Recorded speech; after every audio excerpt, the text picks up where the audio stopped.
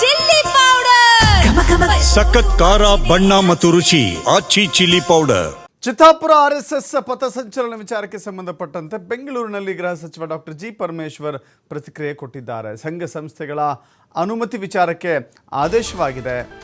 ಸಂಘ ಸಂಸ್ಥೆಗಳಿಗೆ ಯಾವುದೇ ಪಥಸಂಚಲನ, ಸಾರ್ವಜನಿಕ ಸ್ಥಳಗಳಲ್ಲಿ ಕಾರ್ಯಕ್ರಮ ಆಯೋಜನೆ ಮಾಡಬೇಕಾದ್ರೆ ಅದಕ್ಕೆ ಸರ್ಕಾರದ ಅನುಮತಿ ಕಡ್ಡಾಯ.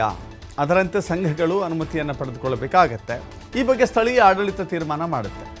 ನಮ್ಮ ಸುತ್ತೋಲೆಯಲ್ಲಿ RSS ಎನ್ನುವ ಶಬ್ದವನ್ನು ಉಲ್ಲೇಖ ಮಾಡಿಲ್ಲ. ಸಂಘರ್ಷ ಆಗಬಾರ್ದು ಅಂತ ಹೇಳಿ ನಿಯಮವನ್ನು ಹಾಕಿದ್ದೇವೆ ಅಷ್ಟೇ ಅಂತ ಕ್ಲಾರಿಟಿ ಕೊಟ್ಟಿದ್ದಾರೆ.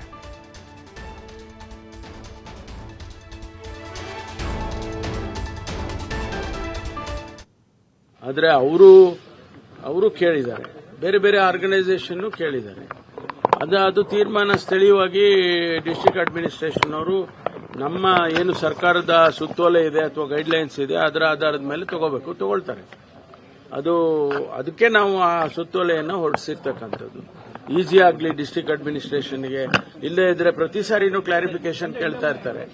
ಅದು ಆಗೋದು ಬೇಡ, ಆ ಸುತ್ತೋಲೆ ಇಟ್ಕೊಂಡು ಅವ್ರು ತೀರ್ಮಾನ ತಗೊಳ್ಳಿ ಅಂತ ಹೇಳಿ ಮಾಡಿದ್ದೇವೆ. ಮಾತ್ರ ಇದು ನೋಡಿ, ನಮ್ಮ ಸುತ್ತೋಲೆ ಅಥವಾ ಆದೇಶನ ತಾವು ನೋಡಿದೀರ ಅಂತ ಅನ್ಕೊಂಡಿದ್ದೀನಿ. ಅಲ್ಲಿ ಎಲ್ಲಾದ್ರೂ ಅದೇ RSS ಶಬ್ದ ಬಂದಿದ್ಯಾ? ಸುಮ್ಮನೆ ಅನವಶ್ಯಕವಾಗಿ RSS ಮಾಡಿದ್ದಾರೆ, RSS ಮಾಡಿ. ನಾವು RSSಗೆ ಒಬ್ಬರಿಗೆ ಮಾಡಲಿಲ್ಲ, RSS ಅನ್ನ ದೃಷ್ಟಿ ಇಟ್ಕೊಂಡೇ ಮಾಡಿಲ್ಲ. ನಾವು ಎಲ್ಲ ಇದು ಈ ಸಂಘರ್ಷ ನೀವು ಹೇಳಿದ್ರಲ್ಲ, ಈಗ ಬೇರೆ ಬೇರೆಯವರೆಲ್ಲ ಕೇಳ್ತಾರೆ, ಅದು ಸಂಘರ್ಷ ಆಗಬಾರ್ದು ಮತ್ತು ಪೀಸ್ಫುಲ್ ಆಗಿ ಅಟ್ಮಾಸ್ಫಿಯರ್ ಇರಬೇಕು ಅಂತೇಳಿ ಯಾರಿಗೂ ಕೊಡೋದೇ ಬೇಡಪ್ಪ. ಸರ್ಕಾರಿ ಶಾಲಾ ಕಾಲೇಜುಗಳಲ್ಲಿ ಅಲ್ಲಿ ಇಟ್ಟಿರೋದೇ, ಶಾಲಾ ಕಾಲೇಜ್ ಇರೋದೇ ಬೇರೆ ಪರ್ಪಸ್ಸಿಗೆ.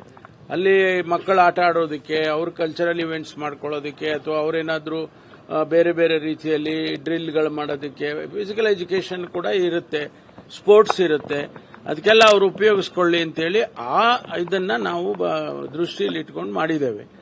ಅದರಲ್ಲಿ ಒಬ್ಬರಿಗೆ ಮಾಡಿದ್ರೆ, ಈಗ 2013ರಲ್ಲಿ ಮಾನ್ಯ ಜಗದೀಶ್ ಶೆಟ್ಟರ್ ಅವರು ಮುಖ್ಯಮಂತ್ರಿ ಇದ್ದಾಗ ಎಜುಕೇಷನ್ ಡಿಪಾರ್ಟ್ಮೆಂಟ್ ಇಂದ ಆದೇಶ ಹೊರತು. ಯಾಕೆ ಹೊರತು?